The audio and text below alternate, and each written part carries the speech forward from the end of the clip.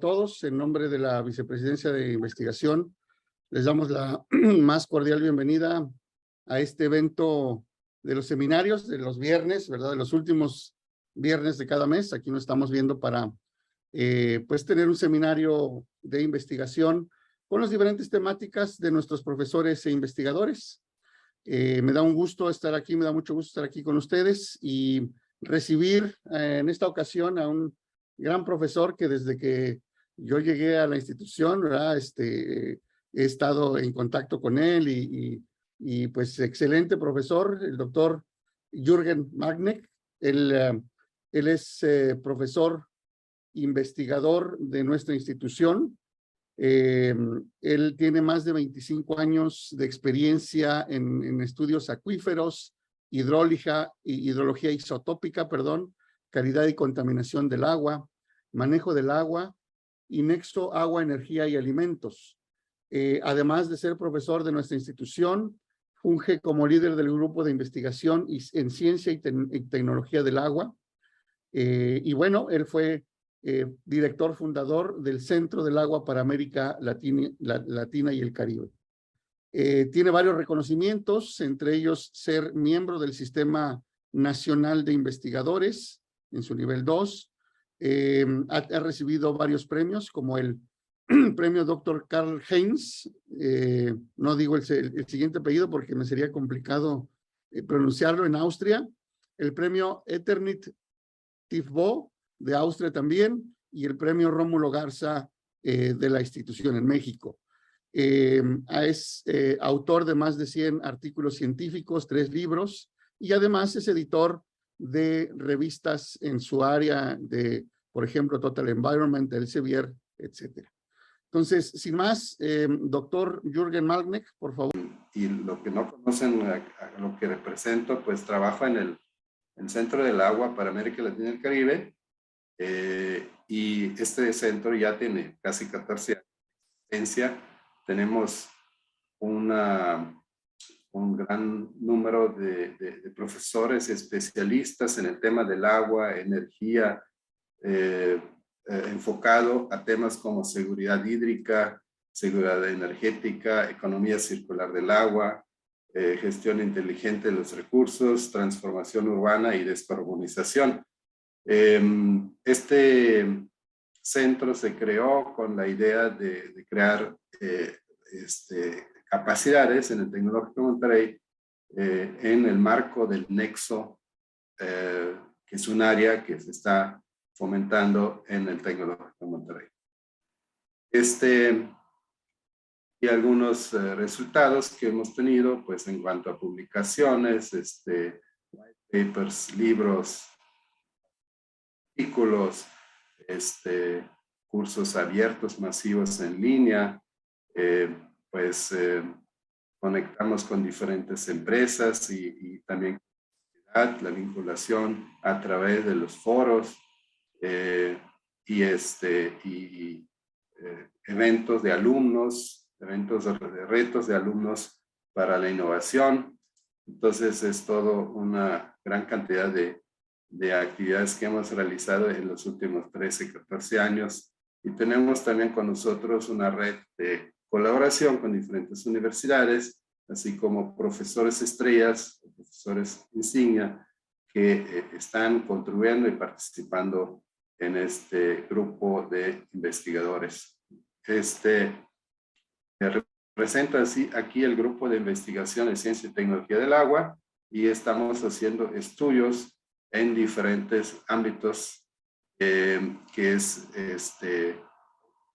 sobre el agua potable y saneamiento, sobre riesgos en agua, sobre calidad de agua y ecosistemas, el manejo del agua y gobernanza, agua, energía y alimentos en cuanto a la seguridad de estos recursos, y tecnología de información y sistemas de conocimiento. Entonces, son algunos de nuestras áreas de investigación. Y quiero también aprovechar en esta presentación que estamos organizando un evento. Es el Foro Internacional del Agua 2022, es la tercera edición. Este año estamos hablando sobre el día cero, ciudades sin agua, causas, respuestas y lecciones.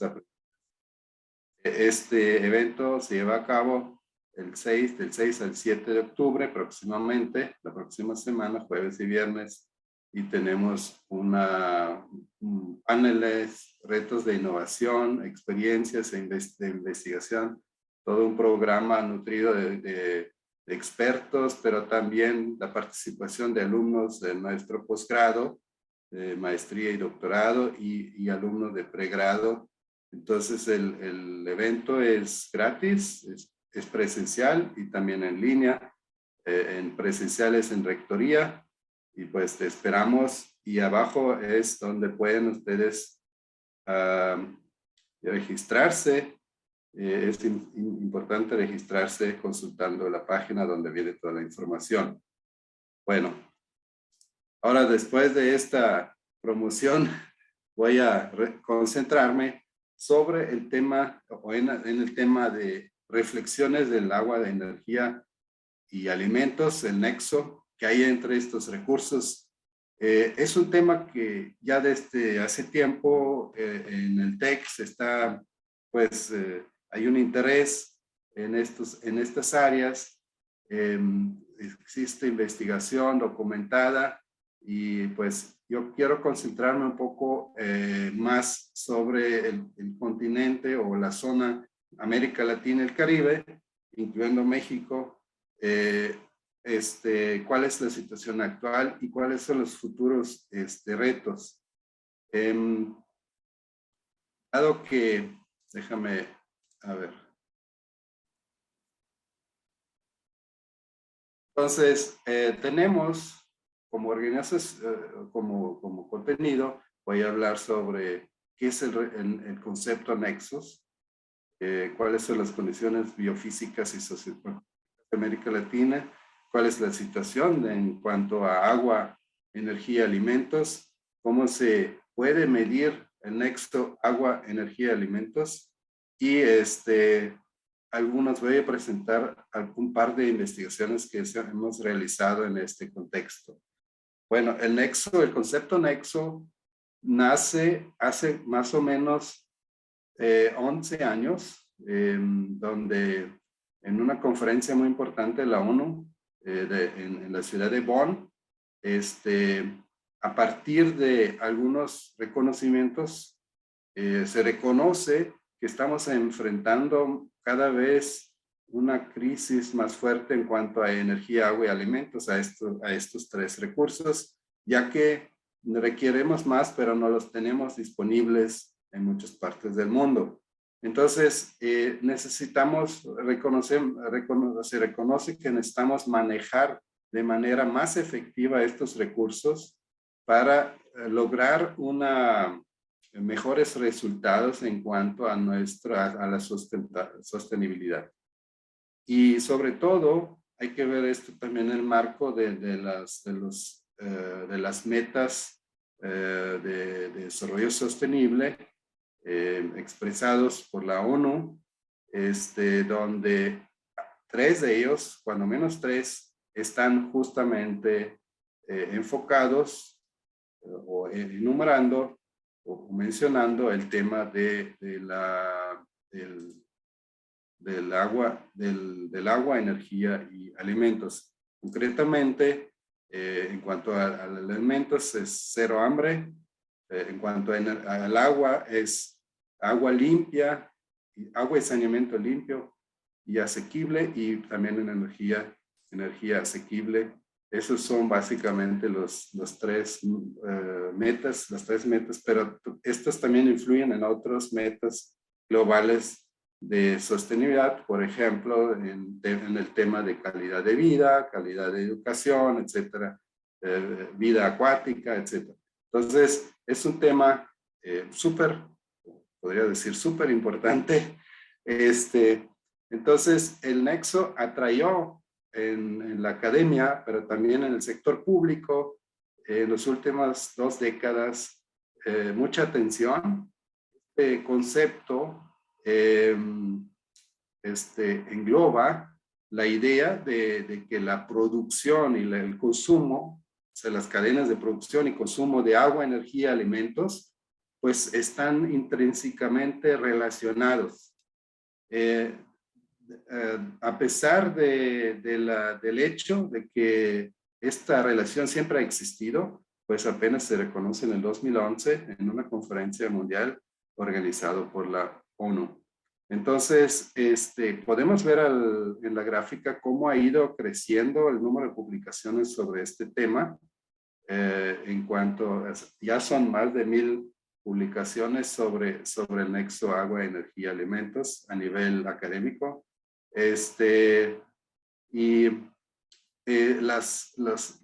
Las conexiones que existen entre estos recursos esenciales pueden ser positivos o negativos, pueden ser compensaciones entre ellos o pueden ser también sinergias entre agua, energía y el sistema de alimentos. Y obviamente internalizan también una componente, un impacto social y ambiental. Entonces, a raíz de eso, se buscar una mejor eficiencia en cuanto al manejo de estos recursos en conjunto, no verlos como por separado. Entonces, si tienen una duda de cómo están relacionados, aquí vemos unos ejemplos. Una idea. Si usamos agua en la agricultura para fines de irrigación o para el proceso de alimentos también, o para el ganado, o para cocinar agua, con agua, pues bueno, todo eso requiere agua para producción de alimentos. Entonces ahí vemos la relación agua-alimentos. Por ejemplo, otra relación agua-energía sería si todos, por ejemplo, para producir energía, todos los tipos de energía, casi todos requieren agua. No hay ninguna excepción. Empezando obviamente por las plantas hidroeléctricas, ¿no? A partir de agua se produce energía, pero no es nada más eso, sino también todos los demás digamos, térmicos, de las energías térmicas, producción de energía térmica, todo eso requiere agua. También en la industria minera se requiere gran cantidad de agua. Entonces, hay una relación energía-agua en ese contexto y podemos verlo también al revés. Por ejemplo, si yo quiero extraer y distribuir agua, necesito energía también. Entonces, hay una relación en las dos direcciones, en todos estos tres, en agua, energía y alimentos, todos están relacionados y todos se afectan mutuamente, ¿no? Entonces, o por ejemplo, si quiero producir agroquímicos, o sea, por ejemplo, para la producción de fertilizantes, pesticidas en la agricultura, pues requiero energía. Pero por otra parte, para producir energía, también una parte se deriva de los alimentos, por ejemplo, en los biofósiles. Esos son producidos a partir de alimentos, a partir de cultivos y para agregar como una alternativa de fuentes de energía. Entonces, estas son las relaciones y como se imaginarán, pues hay efectos mutuos que no siempre son positivos, que el consumo de uno o el uso de uno podría afectar a la disponibilidad del otro recurso.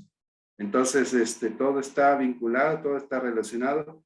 Pues, aparte tenemos ahí el impacto del cambio climático que nos está cambiando todo continuamente, generando de alguna forma excesos o falta de ciertos recursos, el crecimiento poblacional y también influye la gobernanza, perdón, aquí la gobernabilidad, sino más bien tendría que decir la gobernanza que es un tema también muy relevante en este aspecto. Podríamos decir que para los próximos, o más bien, ahorita globalmente, la producción de alimentos requiere el 70% del agua que se extrae, más o menos a nivel mundial. Todo el agua que se extrae, el 70% va para la producción de alimentos. Otro dato que encontré es que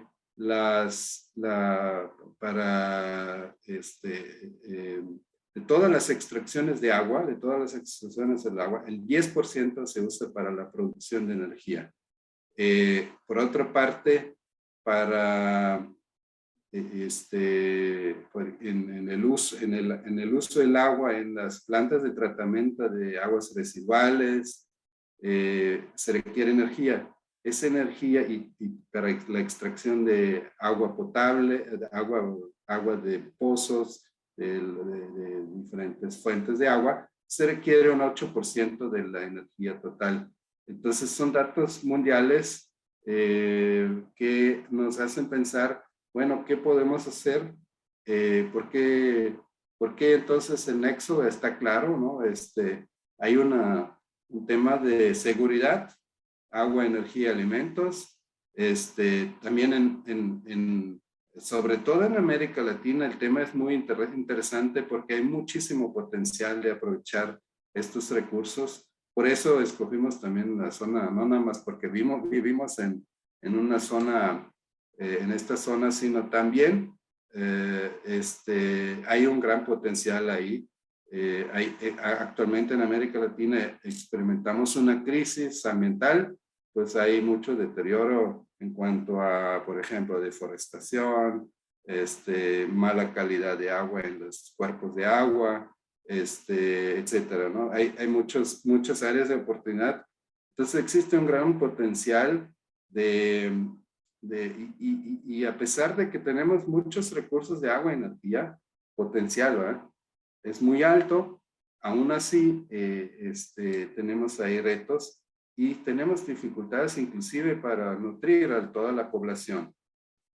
Otra razón es que en el 2015 se firmó ese contrato, ese convenio, el Tratado de París sobre el cambio climático, donde los países se comprometen a contribuir a la mitigación y a la adaptación del cambio climático.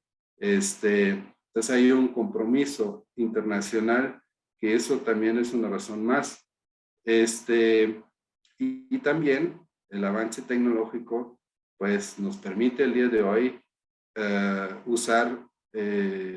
ir viendo más hacia las energías renovables.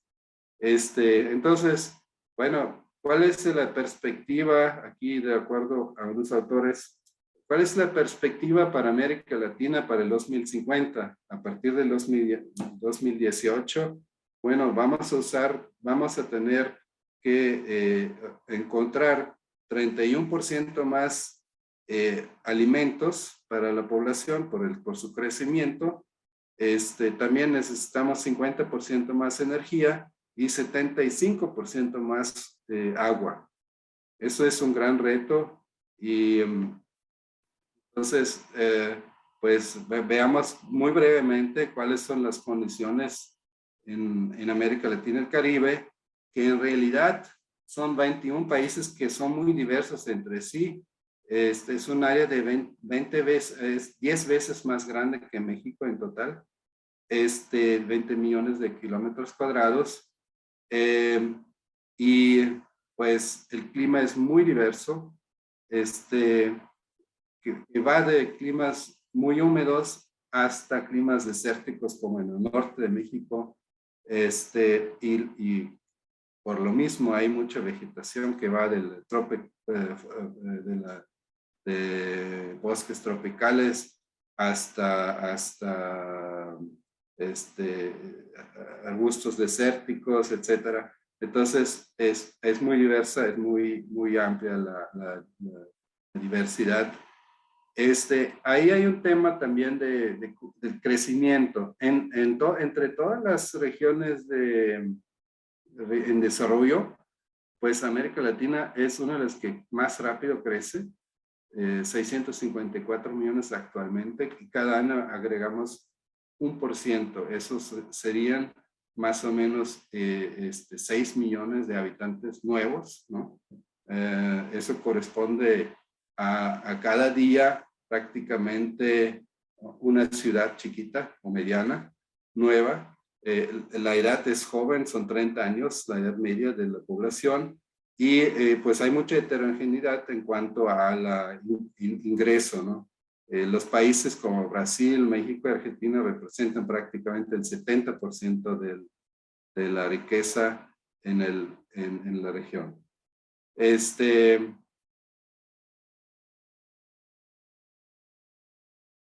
En cuanto un tema también muy importante es de las regiones que más rápido se está urbanizando. Prácticamente ya 8.3 habitantes de 10 viven en ciudades, ¿sí?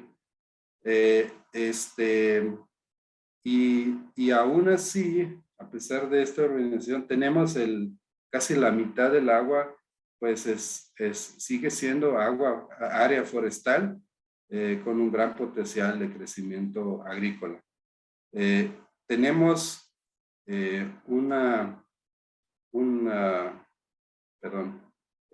la pobreza multidimensional es 3%, ¿qué quiere decir? Bueno, la pobreza multidimensional que demuestra la incapacidad de ciertos estratos de no tener una educación, salud, etcétera, adecuada. Eso se refiere a pobreza multidimensional en áreas urbanas. Sin embargo, en áreas urbanas es muy baja, 3%, pero en áreas rurales es muy alta. Entonces tenemos una disparejo, ¿no? Una situación muy desigual entre áreas urbanas y áreas rurales, y el desarrollo el índice de desarrollo humano es relativamente alto entre los países en desarrollo. Sin embargo, muestra también mucha desigualdad. Esto se puede ver en el coeficiente de Gini. Esta región, en lo general, es pues basado en exportación. Son economías basadas en exportación, y lo que más se exporta en la región son productos agrícolas y recursos naturales, como por ejemplo cobre, hierro y petróleo. Esta alta dependencia de los productos agrícolas y minerales, digamos, o los commodities, pues también nos hace estamos como región muy expuestos a los cambios de los precios de estos, y así suben y bajan las economías en cuanto al Producto Interno Bruto, dada la dependencia de estos. Si vamos a ver ahorita la situación rápidamente del agua, energía y alimentos en América Latina, pues vemos que es una de las regiones más prolíficas en cuanto a agua, ¿sí? Solamente Brasil contiene el 25% del agua de todo el mundo, ¿sí? El 25 o una cuarta parte se encuentra en Brasil. Y como región, una tercera parte de todo el mundo. Eso es mucho. Imagínense, ahí nada más vive el 9% de todo el mundo. O sea, la población es solamente 9% de todo el mundo, pero tienen una tercera parte de todo el agua del mundo. Entonces, sin embargo, 2/3 partes, curiosamente, viven en zonas áridas y semiáridas.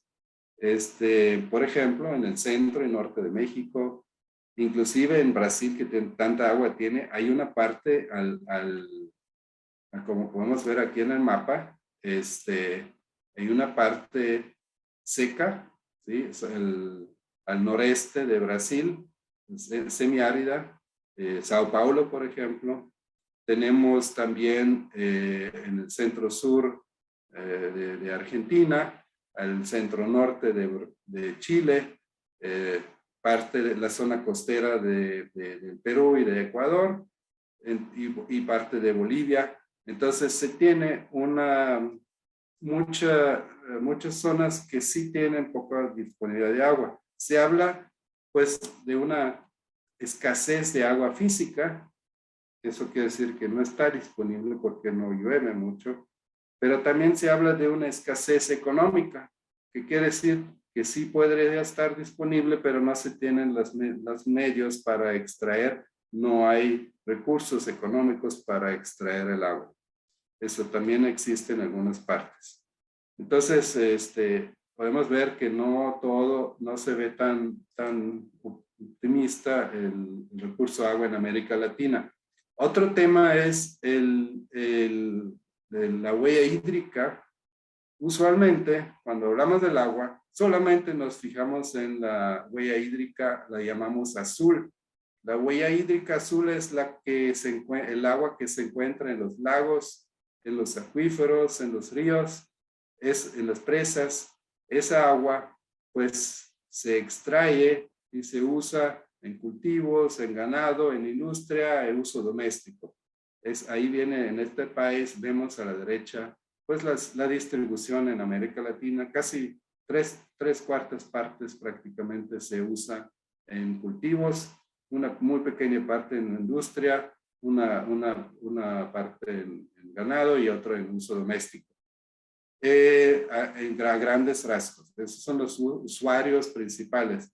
Pero cuando hablamos de la huella hídrica, hablamos también de una componente verde, huella hídrica verde. Ese footprint, podemos decir, se refiere a agua que se encuentra en los suelos, la humedad de los suelos. Esa es muy grande y en muchas partes se usa bueno, la humedad es para los cultivos, ¿no? Son los cultivos temporales y para el ganado. Entonces ahí se incorpora esa agua. Y el otro, hay una gris también, curiosamente, se llama gris, pero eso tiene que ver que es el agua que contaminamos, que estamos contaminando. Entonces, esa agua es el equivalente del agua contaminada prácticamente. Entonces, hay una parte que bien proviene del uso que se refiere a agua doméstica, a otros cultivos y a otra industria. Entonces, esta es la huella hídrica total de América Latina. Es un estudio que ya es un poco viejo. Curiosamente, este estudio ya no se ha actualizado para América Latina, pero pues es un dato interesante porque vemos que la producción de cultivos contribuye prácticamente la mayor parte de de la huella hídrica. Veamos ahorita, les muestro aquí también un libro que hicimos hace años con mi colega, el profesor Ismael Aguilar, un libro que es Agua y Ciudades en América Latina. Esto se hizo a partir del reconocimiento que tenemos esta urbanización y tenemos problemas con el agua multifacéticos y ahí este libro invitamos a diferentes autores y funcionarios de América Latina y de otras partes del mundo para describir o para ir pues hablando sobre estos retos en las ciudades de América Latina en cuanto al tema del agua, hablando de una multitud de temas que tienen que ver.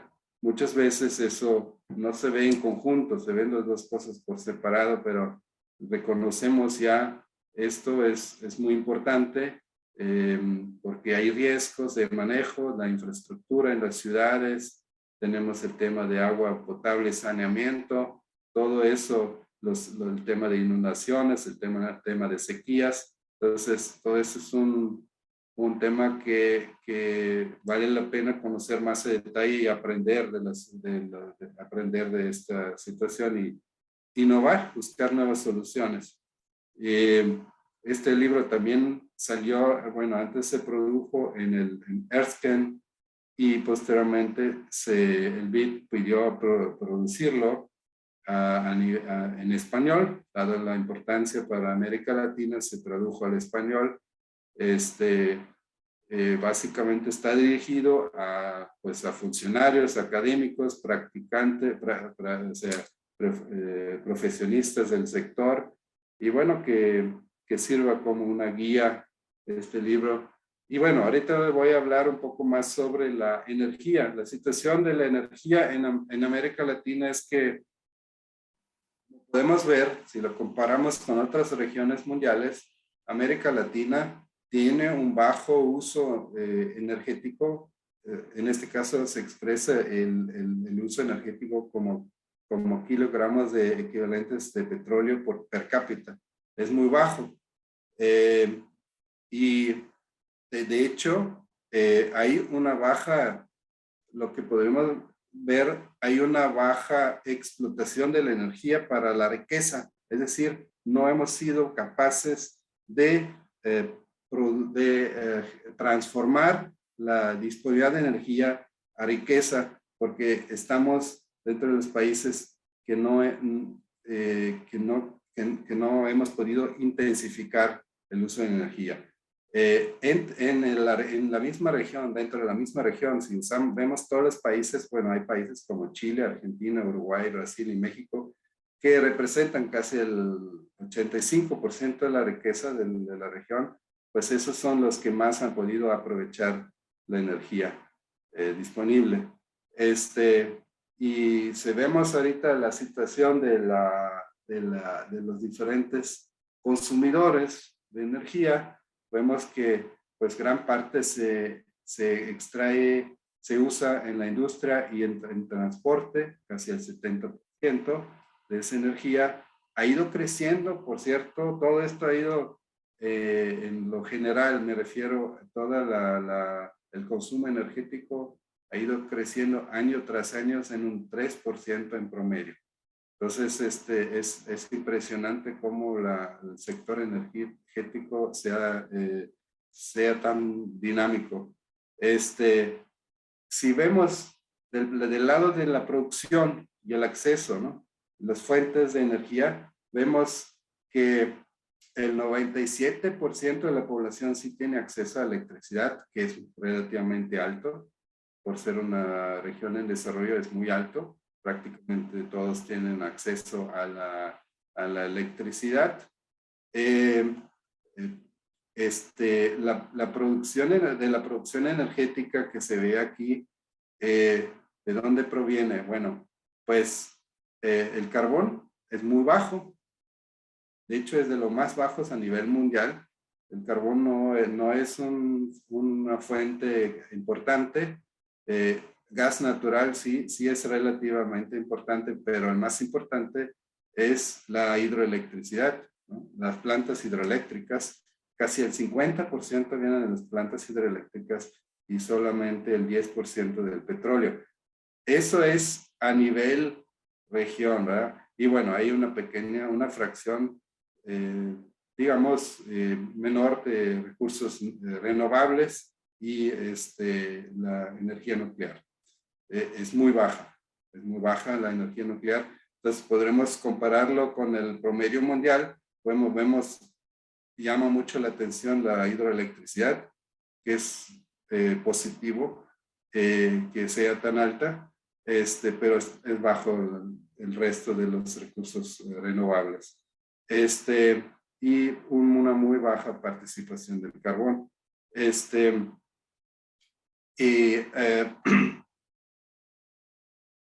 Bueno, y aquí vemos el crecimiento, ¿no? Vertiginoso y se sigue los cálculos de los modelos que se han utilizado por el International Energy Agency, pues vemos que sigue la misma tendencia, no se esperan cambios. se esperan cambios entre las diferentes fuentes de energía, pero por ejemplo, el tema de hidroeléctrica va a sigue creciendo un poco. Bueno, más, o lo que más sigue creciendo es en realidad el gas natural, y de alguna forma otras fuentes, pero siguen siendo pequeños para de aquí al 2040, ¿no? Las fuentes renovables. Esto obviamente podría cambiar en los próximos años a raíz de todos los acontecimientos recientes, por ejemplo, el tema de la pandemia, el tema de la guerra en Ucrania, etcétera. Podría cambiar esta situación y modificar las predicciones. En cuanto a los alimentos, se ve que se tienen todavía 34 millones de personas desnutridas en la región, increíble. A pesar de todos los alimentos que se tienen, pues existe esta situación. Y si bien ha marcado un paso muy rápido en eliminar la desnutrición, vemos que está muy por delante del promedio mundial, pero aún así pues hay 34 millones en esta situación. Mucho se debe también porque los alimentos en gran parte se están exportando, y no hay tanto, a veces hay un cierto ineficiencia dentro de los mercados locales, no, nacionales. El tema de la obesidad también es un tema muy importante. Se ve que cada vez el consumo va hacia un consumo más alto en cuanto a carne y menos de consumo de raíces y tubérculos. Vamos a avanzar más rápido porque ya estoy consumiendo mucho tiempo con esto. Bueno, esto es un trabajo, ahorita les voy a mostrar un par de trabajos que hemos realizado sobre el nexo agua-energía. Esto se publicó en una revista top hace años, el nexo agua-energía, la seguridad de agua, energía y alimentos, una perspectiva para América Latina, y ahí hicimos un análisis de cómo están los flujos entre los diferentes países y hacia el resto del mundo. También y observamos que, de hecho, observamos que hay pocos flujos entre los países de América Latina, y hay más fuerte las exportaciones a otras partes del mundo, sobre todo a Europa y Asia y Estados Unidos. Lo que hicimos en este estudio entonces fue ver cómo podemos evaluar los tres recursos en un solo sistema, porque normalmente se manejan, el desempeño de estos recursos se manejan siempre por separado. Aquí lo vamos a integrar los tres para ver y compararlos, ¿no? Esa es la idea de usar indicadores, porque los indicadores es una medida pues interesante y muy visible, ¿no? Se puede inmediatamente ver cómo estamos por país y por subregión.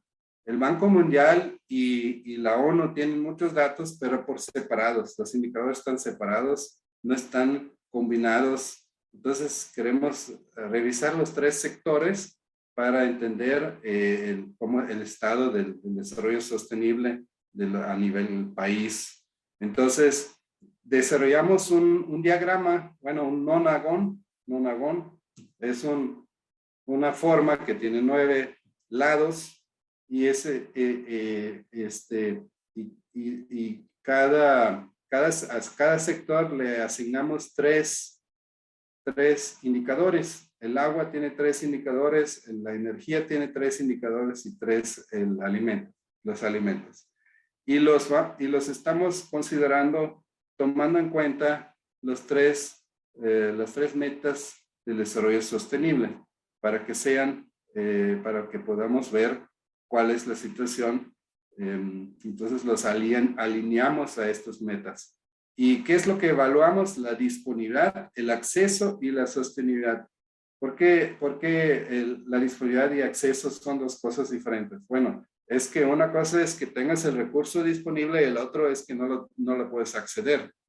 Y es el caso en algunos recursos como el agua, como la energía. Y el otro es qué tanto desperdiciamos y qué tanto renovamos en los recursos, ¿no? Qué tanto estamos viendo esa parte para ser sostenibles. Entonces, si aquí vemos un ejemplo, una forma, esa línea negra muestra un caso de algún país.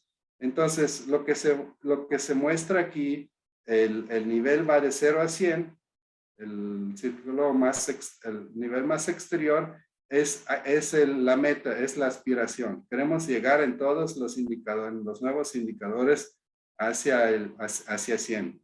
Esa es la idea, pero pues la realidad pues es otra, ¿no? Y aquí vemos, por ejemplo, hicimos el análisis primero a nivel mundial, tomando las regiones que está tomando la ONU. La ONU dividió todo el mundo en estas regiones. Es una clasificación, una regionalización que se hizo hace unos años. Son 8 regiones mundiales y podemos ver que América Latina se comporta en el promedio, teniendo en la sostenibilidad energética un bajo rendimiento también en los alimentos. Eso tiene su explicación. Las regiones que pues podemos ver, algunos que se desarrollan mejor, y otros que tienen una situación más difícil, ¿no? Y dentro de la región dividimos en América del Norte, la parte de América del Norte, donde nada más es México, América Central, el Caribe y Suramérica. Si lo vemos aquí, pues Suramérica se alcanza mejor la meta aspiracional, tiene solamente ahí un bajo desempeño en la sostenibilidad de los recursos energéticos. En cuanto a México, pues pasa lo mismo, pero también en otras partes hay ciertas deficiencias. Finalmente hicimos también un análisis de cómo son estas interrelaciones, y eso es más complejo porque ahí necesitamos usar datos de los 3 sectores y cómo se influyen, cómo son los flujos entre los sectores, cosa que normalmente ninguna institución hace.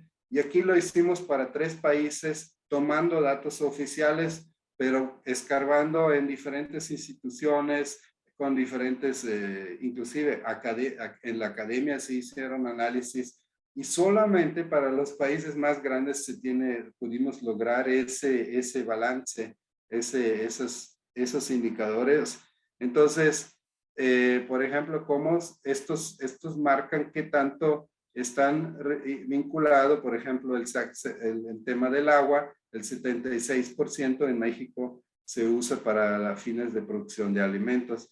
Y así se ven, estos números indican más o menos el grado de interrelación entre los sectores, y como podemos ver, en Brasil la situación es diferente y así en Argentina. Hicimos a partir de esta primera investigación otros trabajos que están relacionados más a zonas más no tan grandes como la región, sino viendo ya a subregiones, siendo de todos modos todavía a macro escala, ¿verdad? Por ejemplo, investigamos una zona en Sonora, vimos un estudio también en Brasil, que es este caso. Ahí, a través de un fondeo por parte del BID, pudimos como subproducto generar un modelo de distribución de agua que para una cuenca que es altamente alterada, lo digo porque es una cuenca que tiene mucha industria, el agua ya no fluye de manera natural, sino hay una gran distorsión en cuanto al manejo del agua. Es el río Guandú, que se encuentra cerca de Río de Janeiro, ¿sí? 13 millones de habitantes. Entonces, esta cuenca no tiene su agua propio. El 80% viene de otra cuenca. Se genera solo un 20% dentro de esa cuenca, pero está altamente industrializada y tiene un gran número de reservorios para producción hidroeléctrica que a su vez sirve a la ciudad de Río de Janeiro. Entonces esa cuenca está muy alterada, no tiene sus flujos de agua naturales, entra el 80% de agua de otra cuenca, se usa mucho de eso para producción eléctrica, hay zonas industriales, en complejos industriales en esta zona, entonces es sumamente complicado y sumamente alterada. Y hicimos ahí un modelo basado en el código GAMS. Esta es la superestructura del modelo, es un modelo de optimización, porque la idea aquí es ver cómo podemos aprovechar más los recursos, en este caso en el agua, tomando en cuenta el sector hidroeléctrico y el sector industrial. Y el modelo dio como resultado de que sí se puede optimizar los recursos hídricos para esta zona, para evitar una crisis. Como saben, hace años hubo ahí una crisis, una sequía. Entonces, la idea es también ver cómo podemos optimizar los recursos hídricos. Y es muy importante la conservación del agua en estas cuencas, y la optimización muestra soluciones factibles para reducir las transferencias de agua. Con ese modelo pudimos demostrar que se pueden ahorrar 24 millones, perdón, aquí está mal, 24 millones de metros cúbicos por segundo a nivel cuenca. Perdón, no, así está bien, 24 metros cúbicos por segundo, perdón. Y eso es un poco la situación que hemos visto. Y bueno, pues nada más en forma de conclusión, pues tenemos mucha heterogeneidad entre los países. Sin embargo, dado que es una región que se está urbanizando rápidamente a nivel, en comparación con otras regiones en desarrollo, tiene mucho potencial para aprovechar los recursos. Y usamos los indicadores principales para hacer un análisis del nexo a nivel región, a nivel subregión y a nivel país, y para con eso tener una idea de cuál es el desarrollo sostenible en estas regiones. Un tema muy relevante es que a pesar de tener tantos recursos de agua y energía, no se está explotando suficientemente las energías renovables. Sobre todo, y vimos en el análisis, no hubo tiempo para entrar más al análisis, pero los países del Caribe son los que más atención requieren en cuanto a estos temas, porque son más expuestos a cualquier cambio, inclusive el cambio climático.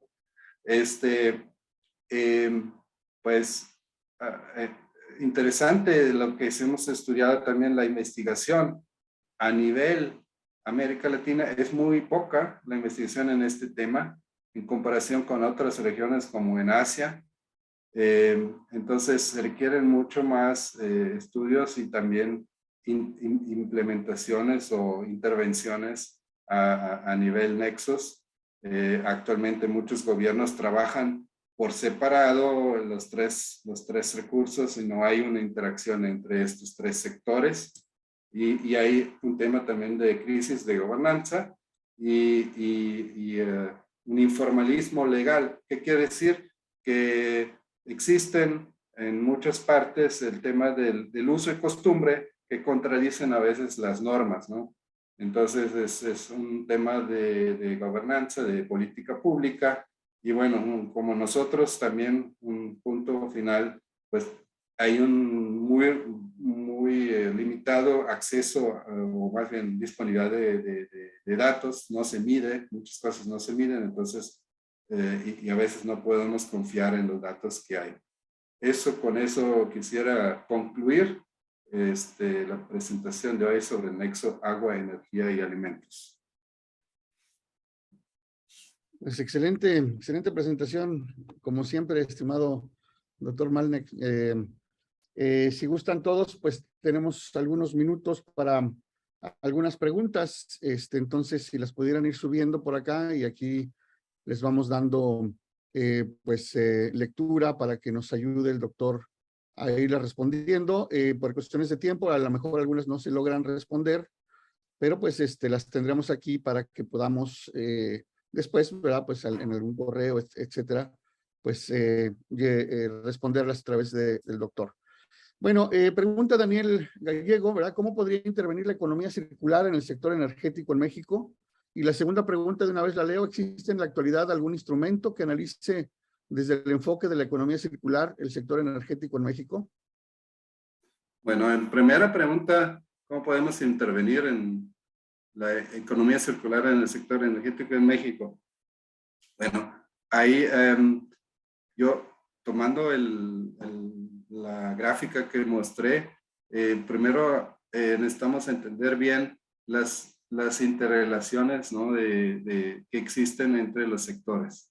Yo estoy hablando ahorita en el marco del Nexo, ¿eh? Sí. Ahí lo que entre agua y energía, pues hay una fuerte correlación, una fuerte interacción. No quiero decir que todo, ¿verdad? Una parte, ¿verdad? Pero hay por ejemplo, para la producción de energía necesitamos mucha agua, empezando por la hidroeléctrica, pero también en otros tipos de energía, en todo se necesita agua. Y al revés, también para extraer agua, para distribuir agua, para eso tenemos que analizar y optimizar. Por ejemplo, nuestros organismos operadores de agua siempre están preocupados por el gasto energético, cuánto tienen que pagar por el consumo de energía, porque eso es una buena parte de lo que gastan en el organismo operador de agua. Y bueno, yo tengo que aclarar, vengo del sector del agua, ¿no? No, en el sector energético, pues es buena pregunta también, pues no lo podría decir a detalle, ¿verdad? Que cómo podríamos aprovecharlo más, pero eso es lo que yo veo en la interrelación agua-energía. ¿Existe en el actual algún instrumento que hace desde el enfoque de economía celular? Seguramente existe, pero concentrándonos al sector energético, desconozco.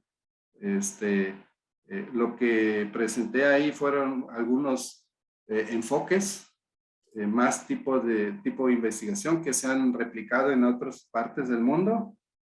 Por ejemplo, ese de los indicadores se están ya utilizando en diferentes otros trabajos. Es una medida de usar indicadores, siempre es bueno, indicadores de desempeño. También se hacen modelos. El tema de los modelos es un poco más complicado para analizar la circularidad porque requieres muchos datos y requieres calibrar los modelos y eso pues podría complicar el análisis. Muy bien. Dice que en parte se respondió esta pregunta, pero el cálculo de uso de recursos en Water, Energy and Food por parte de multinacionales, más específicamente las multinacionales que para la parte de industria, imagino, utilizan muchos recursos hídricos sí. y su uso en actividades extractivas y de exportación y cómo se conecta. Bueno, sí existe el análisis a nivel sector industrial. Se tienen cálculos a nivel regional en cuanto al consumo energético, al consumo del agua. Y si vieron ahí las gráficas, el agua, la extracción de agua a nivel región es menor lo que extrae la industria. Y energía sí, vimos que una tercera parte de la energía se usa en la industria, ¿no? Y otra tercera parte en el transporte. No existe una estadística tal de multinacionales, sino del sector global, ¿verdad? O sea, pues ahí hay que sumarle, son las empresas pequeñas, medianas y grandes. Excelente, muchas gracias. Bueno, una última pregunta y haciendo alusión a Pedro Cortés, ¿verdad? Que dice que cómo podemos, de qué manera podemos colaborar o a quién podemos acercarnos para realizar investigación en este tema tan importante. Me gustaría conectarlo con dos elementos un poco más personales, ¿verdad? Uno también desde mi área, ¿verdad? ¿Qué elementos, hablaste de modelos de información? Desde el área de ciencia de datos, ¿existe alguna contribución que se esté pudiendo hacer o cómo apoyar desde esa parte de machine learning, etcétera, para generación de modelos?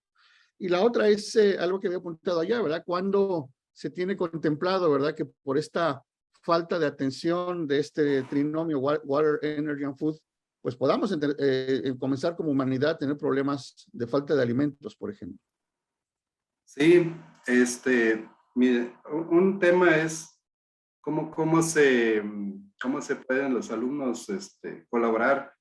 Bueno, pues como ya comentaste, Neil, es a través de, ahí se están haciendo estudios actualmente para diferentes partes. Por ejemplo, estamos haciendo un estudio en Puebla, otro estamos haciendo en Perú, donde nos invitaron a realizar ese tipo de estudios a nivel más local para ayudar a optimizar los recursos. En el caso de Puebla, el tema es la relación agricultura-agua, ¿no?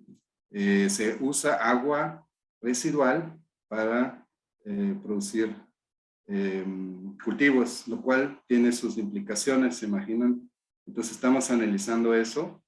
El otro tema en Perú es una zona desértica, es el desierto de Atacama, cerca de la zona costera, donde estamos también haciendo algo similar, porque ahí se produce, es la producción nacional más grande de olivas y aceitunas, y el tema ahí es cómo podrían sostenerse en un desierto, ¿no? Es una gran pregunta, dado que el crecimiento es tan rápido y es económicamente fuerte, pero ya no hay agua disponible, ¿no? La lluvia es cero prácticamente y se alimentan solamente de agua de los acuíferos. Entonces esos acuíferos se están agotando y estamos cerca del mar. Entonces hay una gran pregunta, ¿cuál va a ser el futuro? Y fuimos invitados a hacer ahí un análisis más a fondo. Yo los invito a ir a nuestro foro del agua la próxima semana, si pueden, en línea o en presencial. Aquí les pongo la dirección para registrarse. Ese evento pues muestra algunos trabajos de posgrado en ese aspecto. Ahí pueden conocer y podemos ver si hay formas de colaborar.